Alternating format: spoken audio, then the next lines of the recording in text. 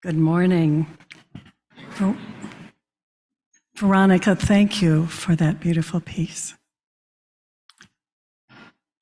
And welcome to all of you to the First Unitarian Universalist Society of Albany. I'm the Reverend Lynn Ashley, one of your co-ministers for this interim year. My co-minister, Linda Hottie, wrote these words in their original form, but they seem right.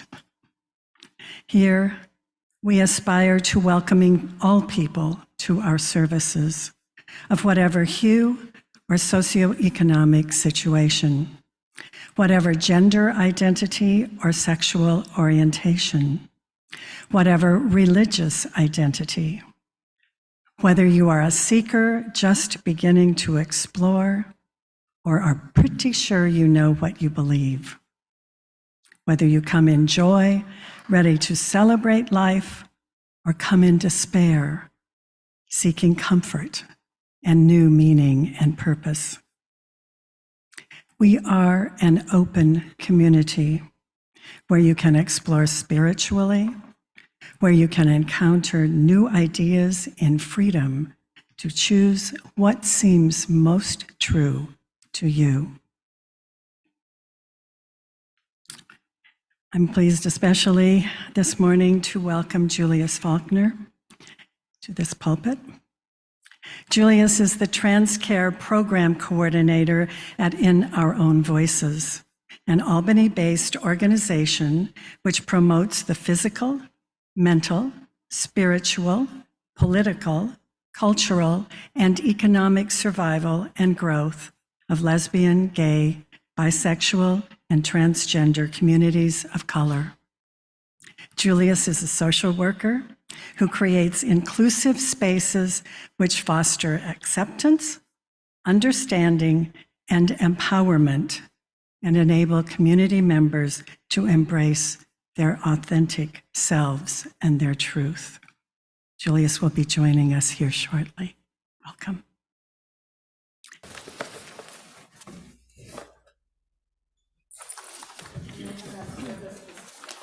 This morning, thank you, with words from the Thanksgiving address of the Haudenosaunee, who were long ago misnamed the Iroquois. It has been written, the Thanksgiving address has ancient roots dating back over 1,000 years to the formation of the great law of peace by a man known as the peacemaker. And perhaps these words were spoken before that. The address is based on the belief that the world cannot be taken for granted, that a spiritual communication of thankfulness and acknowledgement of all living things must be given to align the minds and hearts of all people with nature and with the works of the Creator. Today, these words are still spoken at the opening and closing of all ceremonial and governmental gatherings held by the 6 nations of the Haudenosaunee. As each section of the prayer is completed, I will invite you to repeat the response, which is printed in your orders of service. Now our minds are one.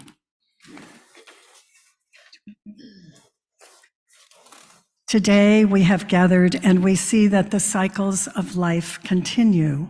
We have been given the duty to live in balance and harmony with each other and all living things. So now we bring our minds together as one as we give greetings and thanks to each other as people.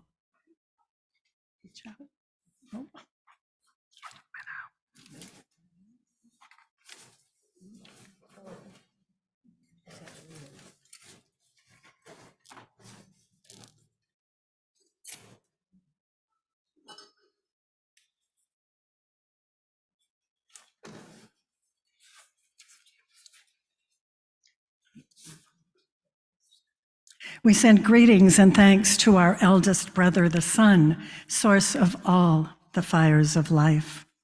We give thanks to our oldest grandmother, the moon, who lights the nighttime sky. Leader of all women on this earth, she governs the movement of the tides. By her changing face, we measure time. We give thanks, too, to the stars who spread like jewels across the sky. We see them in the night, helping the moon to light the darkness, helping us when we travel at night to find our way home. With our minds gathered together as one, we send our greetings and thanks to the sun, the moon, and the stars. Now our minds are one.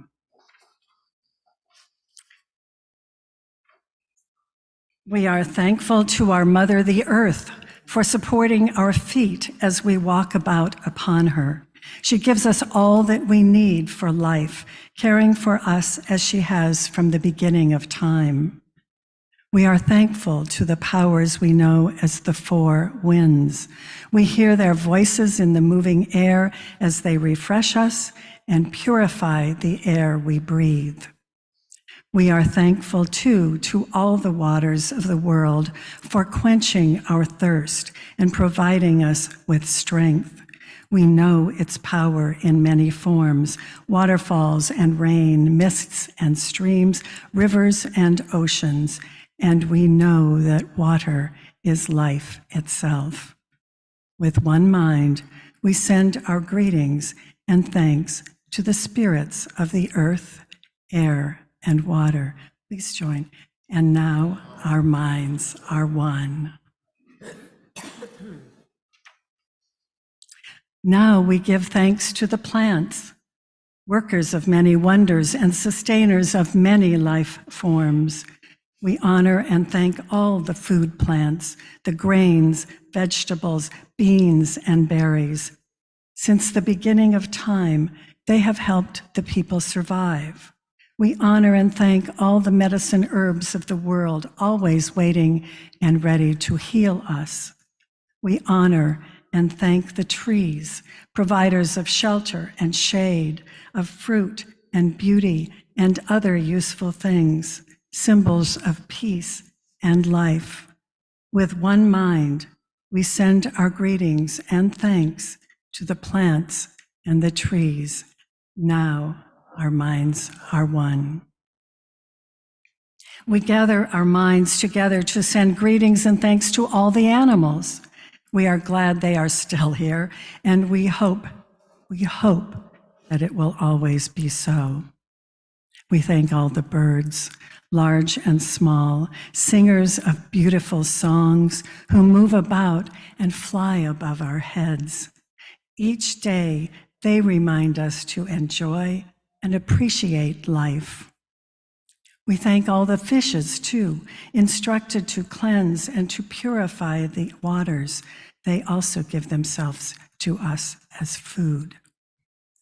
With one mind, we turn now to all the animals and the birds and the fishes and send our greetings and thanks. Now our minds are one. We gather our minds to greet and thank the enlightened teachers who have come to us throughout the ages. When we forget how to live in harmony, we turn to them to be reminded of the ways we have been instructed to live together as people. With one mind, we send greetings and thanks to these caring teachers. Now our minds are one. Grateful for all the gifts of creation, we turn our thoughts to the Great Spirit that has provided us with everything we need to live a good life here on this Mother Earth. For all the love that is still around us, we gather our minds together as one and send our choicest words of greetings and thanks. Now our minds are one. It has not been our intention to leave out anything to which we might want to express gratitude. If something was forgotten, At this time, we leave it to each of you to send greetings and thanks in your own way. Just take a few moments in silence as you do that.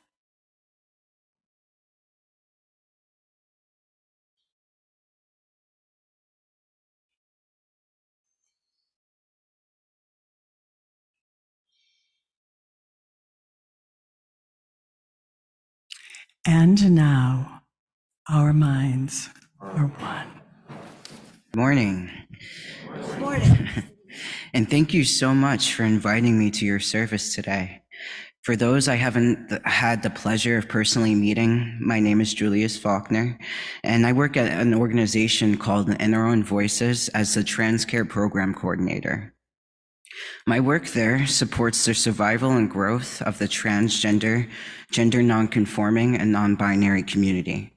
And I also happen to be a Black man of transgender experience.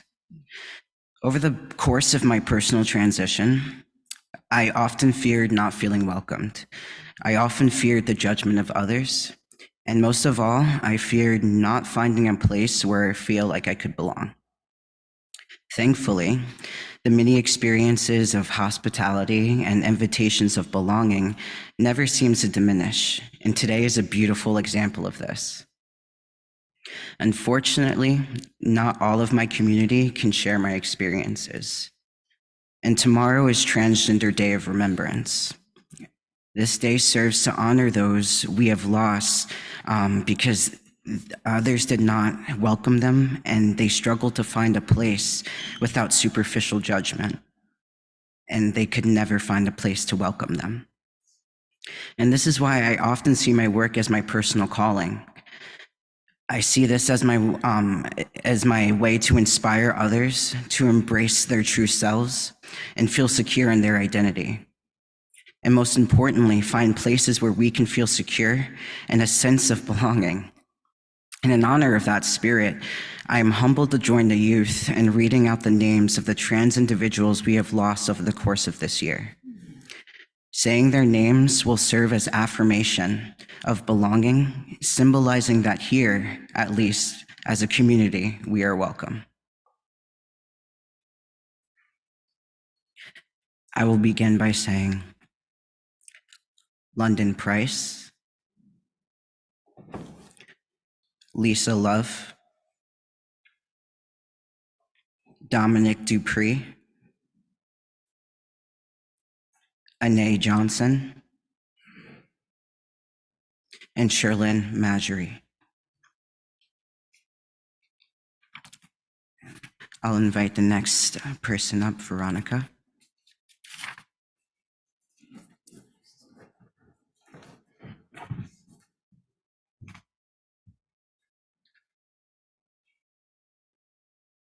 China Long, Luis Angel Diaz Castro, Yoko,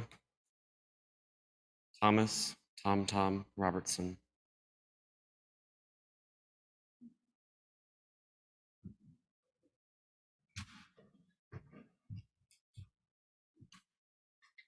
Devani Jure Johnson, Camden Ryder, Jacob Williamson, Chanel Perez Ortiz.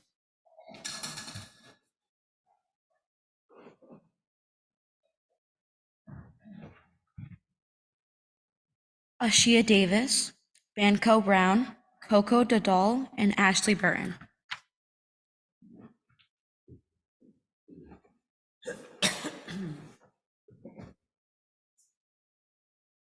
Tisaya Woodland, Tortuguita, Chassé Henderson, Maria Jose Rivera.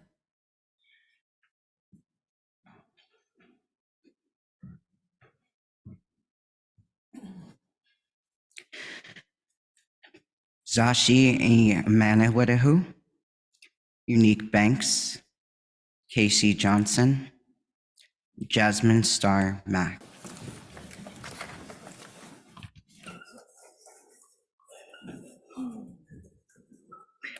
Good morning. My name is Laura Paris, and I serve today as Pastoral Care Associate. Also available today to provide support is Ann Lipinski. here in Community Hall. Today, we will be sharing sorrows and joys in silence by lighting candles and contributing those sorrows and joys that you have written on the cards provided. On this Sunday before the Transgender Day of Remembrance, we honor and remember those who have been named and others not known to us who have died. Those on Zoom wishing to share a sorrow or joy with a pastoral care associate can submit their sorrows and joys in the chat, and they will be saved. Those wishing to light a candle or contribute your written sorrow or joy are now invited to come forward.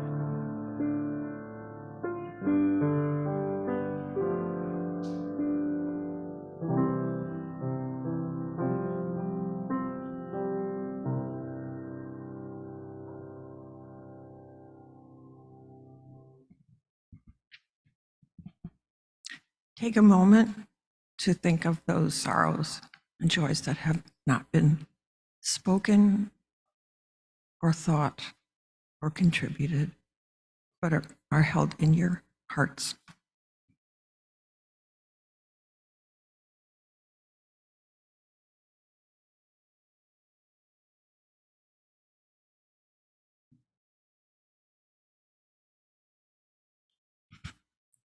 I offer this prayer of reflection. These words appear in our UU World magazine, adapted from a sermon by the Reverend Otto O'Connor, a white, openly transgender man from Canada who now serves First Parish Unitarian Universalist Church in Malden, Massachusetts, called Nurturing Beauty. Beauty is not a distraction from the troubles of the world. We are here not to protect our hearts from breaking. A broken heart is full of beauty.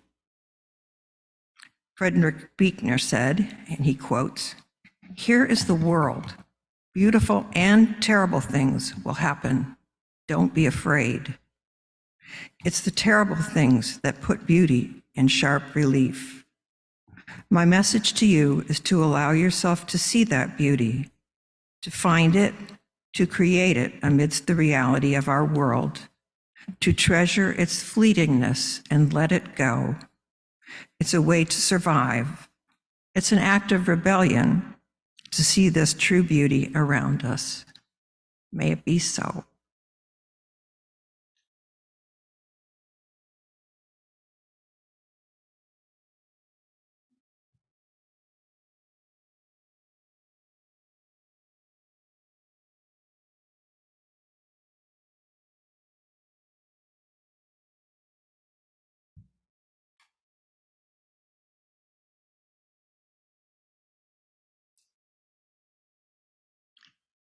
Our praises call us to explore, and explore we will.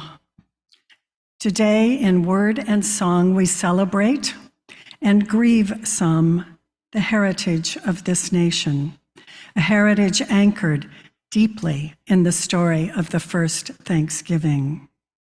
Stories of immigrants seeking freedom in strange lands are tales that have been played out throughout all of time and around the globe. The one that we come together to tell again today is worthy of telling and retelling, especially in these challenging times. When it came to religion, and therefore to politics, those who were known as separatists, the Pilgrims were known as separatists in 17th century England. They were the radical leftists of that day. Not only were they passionately committed to the right of each individual's freedom of conscience when it came to the practice of religion, but they also rejected the notion of the authority of the established church. Thus, they were considered heretics and traitors to the English crown. From its very beginnings, Plymouth Colony, settled in 1620, served as an oasis of pluralism. In their attitude toward others, the Pilgrims were significantly different from the Puritans, who occupied much of the rest of Massachusetts. The Pilgrims offered full rights and privileges of citizenship, regardless of one's personal beliefs, under the terms of the Mayflower Compact, which you will soon hear a little bit of later. The Puritans, on the other hand, were rigidly intolerant. But first, before we go on with the story, take a moment. What of your own ancestors? When did they come to this country? Why? How? How was it for them? Were they welcomed or despised when they came to these shores? And did they welcome those who came after them? What are your family's stories?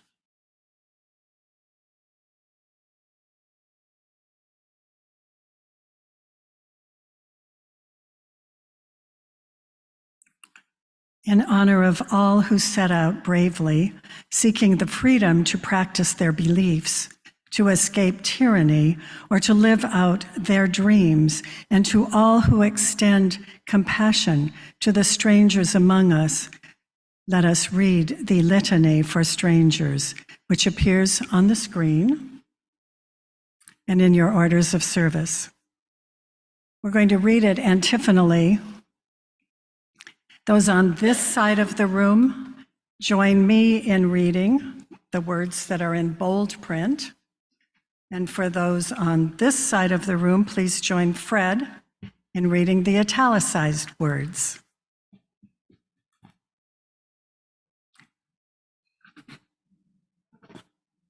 Pardon me? Oh, there's bold text and italic. Oh, thank you. The bold bold. text is italicized. So there's the regular text, And there's the bolded italic. Thank you. Do we have It it? takes all of us to do this. Yes. We'll get there. Yes, because, yes. All Hers right. is very different, as you can imagine. There you go. Thanks. Bold on this side. Italics, Oh, very well. ordinary text on this. Thanks, Jay. We get this. Borne over slate gray waters, by winds caught in tall sails, they came as strangers to the shores of a strange land. With a strong will and a hopeful heart, they came in search of freedom. They came with a will to worship as they saw fit. In the woodland heart of this new land, another people flourished, a people with prior claim to the rich loam and the clear springs, the fishes and fowl and vines. But the first comers lived at peace with earth, not thinking to possess her. To an earth that belonged to herself, they welcomed the pilgrim band as brothers and sisters. Remembering, we give thanks for hospitable people. We give thanks, too, for the peacemakers of the world. Our hearts are warmed by the words of ancient stories, laden with praise for those who welcome strangers and offer support in times of stress to those with heavy hearts. For in every generation, there are those who have come to these shores as strangers. And in every generation, there were those who scorned us because we were different. And in every generation, there were those who locked away their possessions and hardened their hearts. And in every generation, some few glorified mercy and took us in. So in this season, when earth yields her bounty to all, let us imitate her generosity of spirit. In this season, when the life-giving sun seems almost to abandon us, let us make up the loss by sharing the warmth of our hearts. In this season, when we recount our gratitude, let us know that when we give thanks, what we give is love.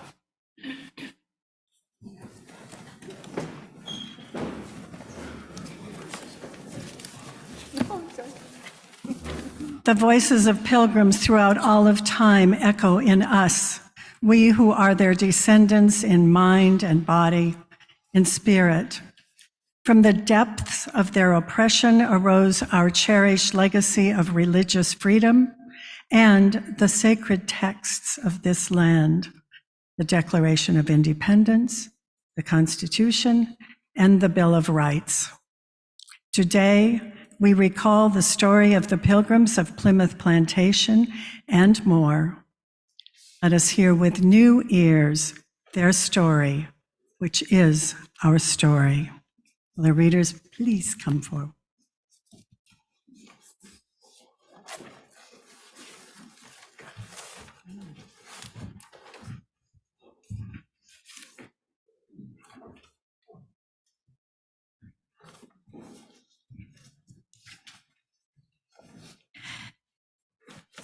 Today, we are reading the words of authors writing in different times than the ones we are in. We acknowledge that the words they chose then might not be what we would choose today. From John F. Hayward. In 1620, our forebears came to the coast of New England to begin a new life. Their names were English, William and Mary Brewster, Miles and Rose Standish, William and Dorothy Bradford, but their cause was worldwide. Theirs was an ancient drama which good people have endured and glorified throughout all time. It remembers long ordeals and wildernesses to which people hastily fled, and provisions ill-suited to enable them to live alone. It tells of the founding of new towns and cities, dwellings of people dedicated to the proposition that all are able, if they are willing, to live together in justice, liberty, and a fullness of life. From William Bradford's History of Plymouth Plantation.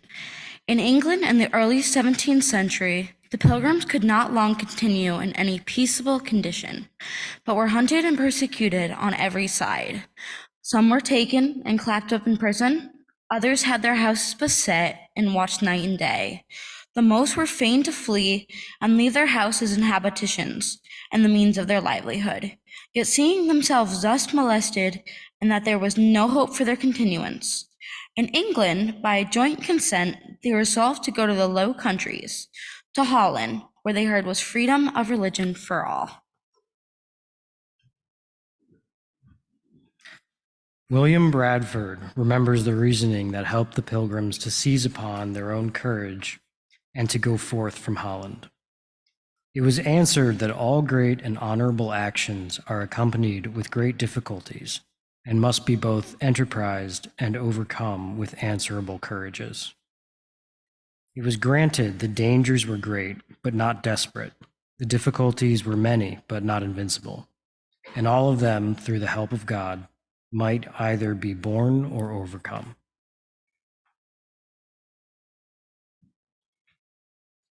In September 1620, under the jurisdiction of the Virginia Company, 102 persons set out on the Mayflower bound for the northern parts of Virginia. Not all were pilgrims from the Dutch city of Leyden. Some were from London. All were seeking religious freedom. All were adventurers, whether of God or of gain. On November 11th, they cast anchor off Provincetown on the tip of Cape Cod. The gales of winter had blown them off course, driving them into the Massachusetts cold. When it appeared that they would have to land at Plymouth and settle in an unknown territory, rather than under the rule of the Virginia Company, they were obliged to establish their own government, lest they perish by division and die in the wilderness from lack of civil law. Thereupon they drew up the Mayflower Compact, the first seed of democracy sown in the New World. From the Mayflower Compact. In the name of God, amen. We whose names are underwritten, the loyal subject of our dread sovereign Lord, King James, having undertaken for the glory of God and the advancements of the Christian faith, a voyage to plant the first colony in the northern parts of Virginia, do by these presents solemnly and mutually in the presence of God and one of another, covenant and combine ourselves together in a civil body politic for our better ordering and preservation and furtherance of the ends aforesaid, and by virtue hereof to enact, constitute, and frame such just and equal laws, ordinances, acts, constitutions, and offices, from time to time as shall be thought most meet and convenient for the general good of the colony, unto which we promise all due submission and obedience. In witness whereof we have hereunder subscribed our names at Cape Cod, the 11th of November, Anno Domini 1620.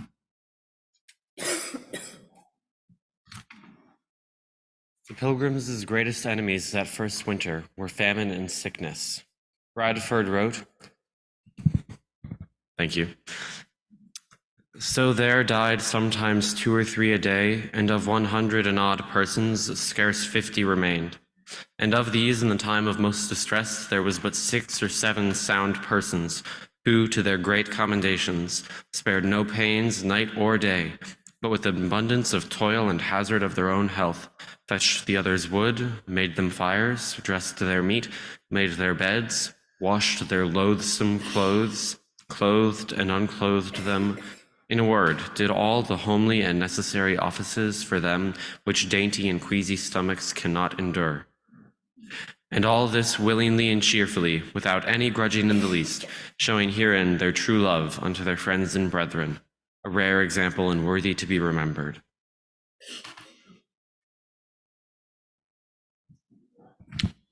Howard Berman, a rabbi who served as affiliated clergy at Arlington Street Church in Boston, wrote that one of the most misunderstood aspects of Pilgrim history is the relationship of the original generation of Mayflower settlers and the Native Americans they lived among. For the most part, he argues, it was characterized by mutual respect and trust, with treaties and cooperations that were honored until later generations of New England colonists broke and betrayed them.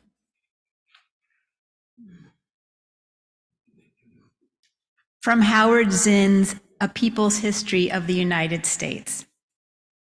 For the most part, Berman wrote, there was mutual respect and trust. But the historian Howard Zinn reminds us, when the Pilgrims came to New England, they came not to vacant land, but to territory inhabited by tribes of Indians.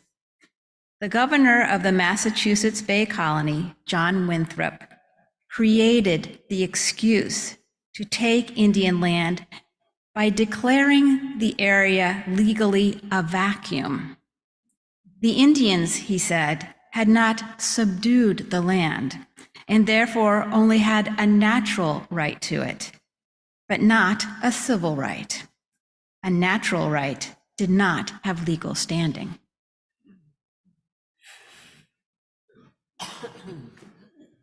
From Bradford's Plymouth Plantation, and so eventually the Pilgrims and the natives fought.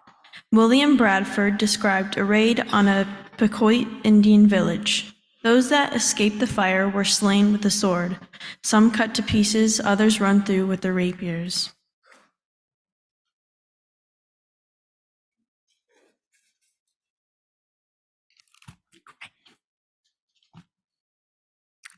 We said of our Pilgrim forebears just minutes ago, theirs was an ancient drama which good people have endured and glorified throughout all time. It remembers long ordeals in wildernesses to which people hastily fled. It has been said that those whom the Pilgrims found already on this land were but savages in the wilderness. But really, who were those first people, those first comers?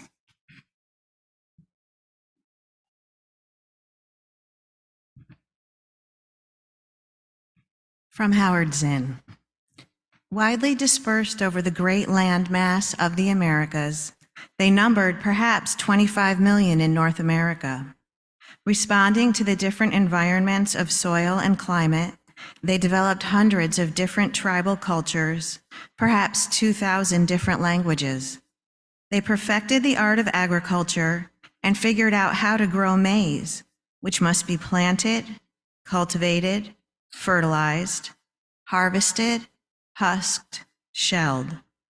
They ingeniously developed a variety of other vegetables and fruits, as well as peanuts and chocolate and tobacco and rubber. From the Adirondacks to the Great Lakes lived the most powerful of the northeastern tribes, the League of Iroquois. The Haudenosaunee, the people of the Longhouse. Their alliance included the Mohawks, people of the Flint, the Oneidas, people of the Stone, the Onondagas, people of the Mountain, the Cayugas, people of the Landing, and the Senecas, the Great Hill people. Thousands of people bound together by a common language. Thousands bound by a covenant which read, "We bind ourselves together by taking hold of each other's hands so firmly and forming a circle so strong that if a tree shall fall upon it, it could not shake nor break it, so that our people and grandchildren shall remain in the circle in security, peace, and happiness."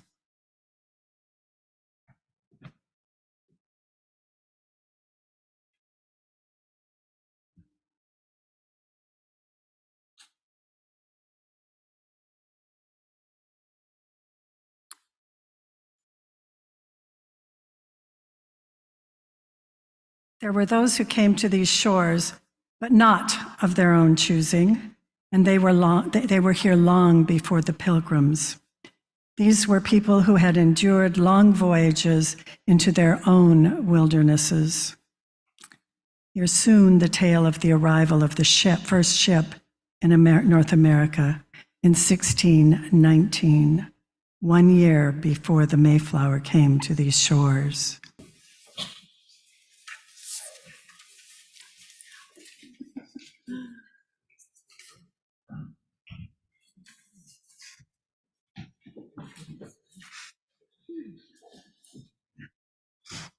Sails furled, flag drooping at her rounded stern, she rode the tide in from the sea. She was a strange ship indeed, by all accounts, a frightening ship, a ship of mystery. Whether she was trader, privateer, or man-o'-war, no one knows. Through her bulwarks black-mounted canyon yawned. The flag she flew was Dutch, her crew a motley one. Her port of call, an English settlement, Jamestown, in the colony of Virginia. She came, she traded, and shortly afterwards was gone. Probably no ship in modern history has carried a more portentous freight. Her cargo, 20 slaves.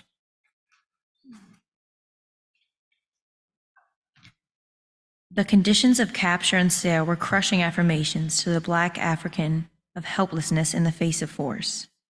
The marches to the coast of Africa, sometimes for 1,000 miles, with people shackled around the neck under whip and gun, were death marches, in which 2 of every 5 Africans died. On the coast, they were kept in cages until they were picked and sold. One John Barbow, at the end of the 17th century, described these cages on the Gold Coast. From John Barbout and Howard Zinn. As the slaves come down to Fidda from the inland country, they are put into a booth or prison near the beach, and when Europeans are to receive them, they are brought out onto a large plain where the ship's surgeons examine every part of every one of them, to the smallest member, men and women being stark naked. Such as are allowed good and sound are, marked on the breast with a red-hot iron, imprinting the mark of the French, English, or Dutch companies. The branded slaves after this are returned to their former booths where they await shipment. Then they were packed aboard the slave ships in spaces not much bigger than coffins, chained together in dark, wet slime of the ship's bottom, choking in the stench of their own excrement.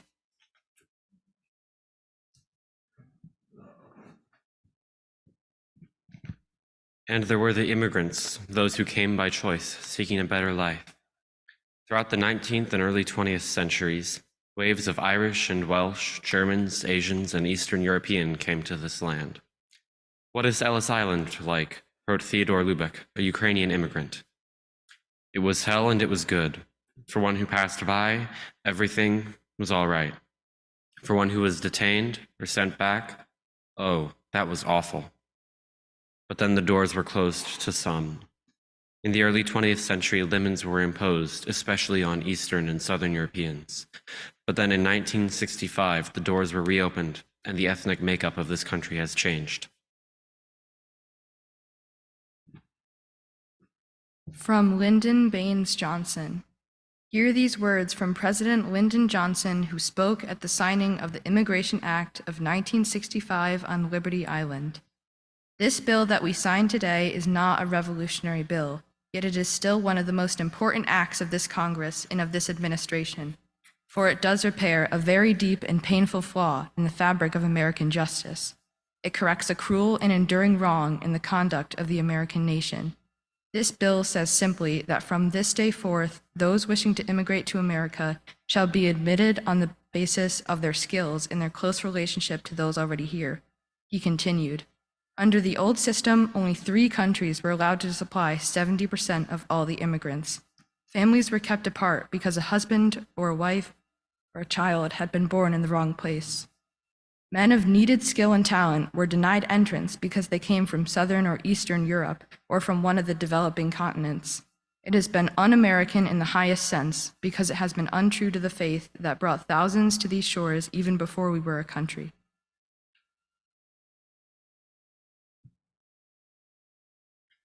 Contrary to Lyndon Johnson's statement at its signing, the effect of the Immigration Act of 1965 has indeed been revolutionary. It was to change the face of the nation. The tolerance of religious difference that is the legacy of our Pilgrim forebearers has been challenged mightily as Hindus and Muslims and Buddhists have joined Christians, Jews, and natives in the practice of their respective faiths. The tolerance of ethnic and racial difference has been challenged mightily as those who clamor to build walls across our borders. There are laws, they want laws to make it a crime not to carry immigration papers, an open invitation for harassment and discrimination against people regardless of their citizenship status. We struggle to find our way as a nation that we might live into the dream that many among us dream, a dream of creating beloved community.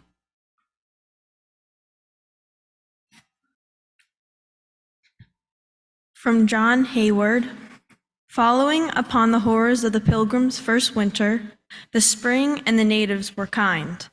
The Pilgrims were encouraged to plant several crops in considerable volume. In the fall, Bradford wrote, "Our harvest has been gotten in.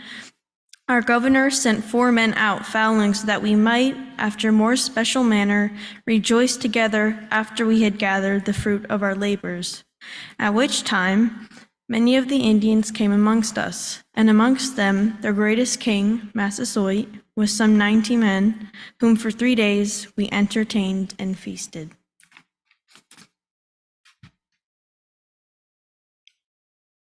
From Nathaniel Philbrick, Mayflower. Countless Victorian-era engravings notwithstanding, the Pilgrims did not spend the day sitting around a long table draped with a white linen cloth, clasping each other's hands in prayer as a few curious Indians looked on. Instead of an English affair, the first Thanksgiving soon became an overwhelmingly native celebration when Massasoit and 100 Pocahontas, more than twice the entire English population of Plymouth, arrived at the settlement and soon provided 5 freshly killed deer. In addition to ducks and deer, there was, according to Bradford, a good store of wild turkeys in the fall of 1621. The Pilgrims may have also added fish. In fall, striped bass, bluefish, and cod were abundant. Perhaps most important to the Pilgrims was that with the recently harvested barley crop, it was now possible to brew beer. Alas, the Pilgrims were without pumpkin pies or cranberry sauce. There were also no forks, which did not appear at Plymouth until the last decade of the 17th century. The Pilgrims ate with their fingers and their knives.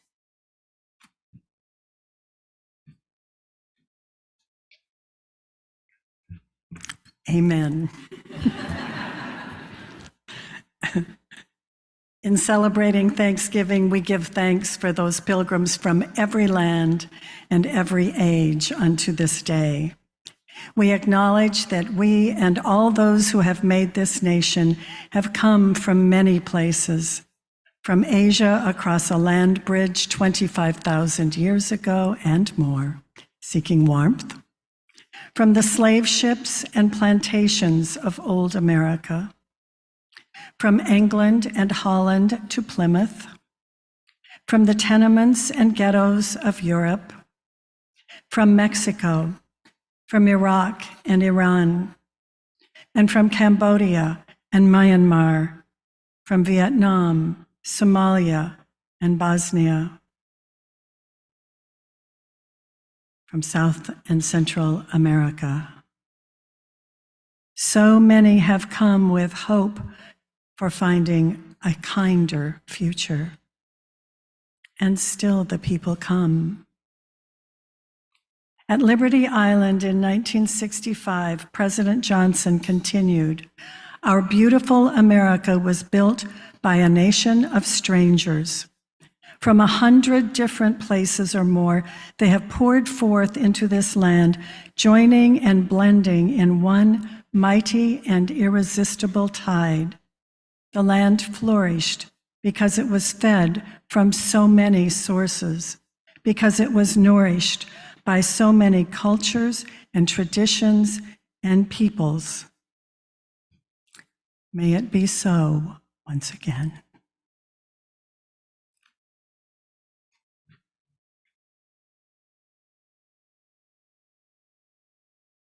These words are from the Pueblos of New Mexico.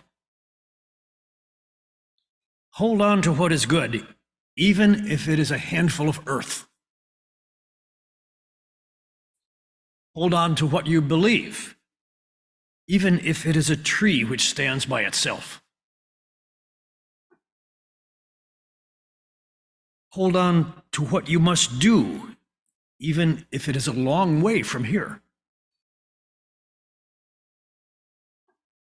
Hold on to the promise, even if it is sometimes marred.